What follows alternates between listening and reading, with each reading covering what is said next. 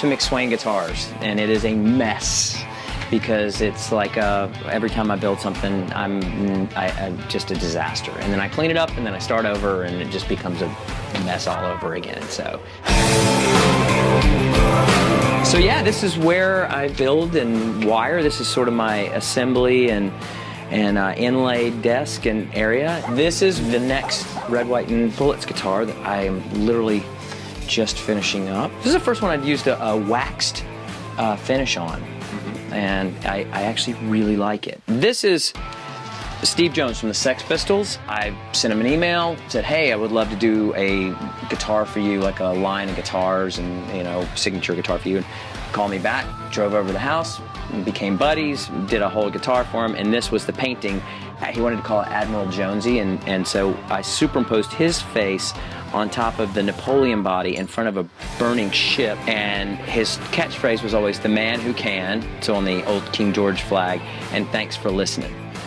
So the other part of the junk is, as you can see, it's just a mess. Photo studio / wax creation / office space. These are wax stars before they become metal. And so what I do is I have molds.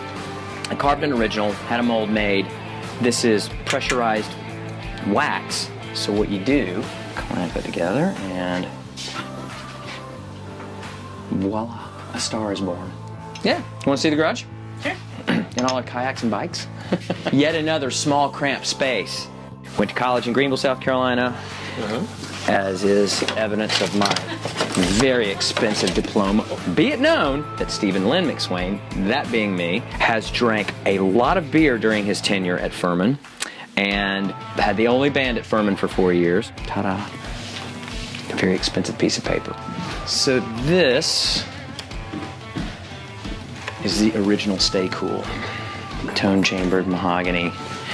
No tone layer before the tone layer was ever devised. How did this all start? Necessity.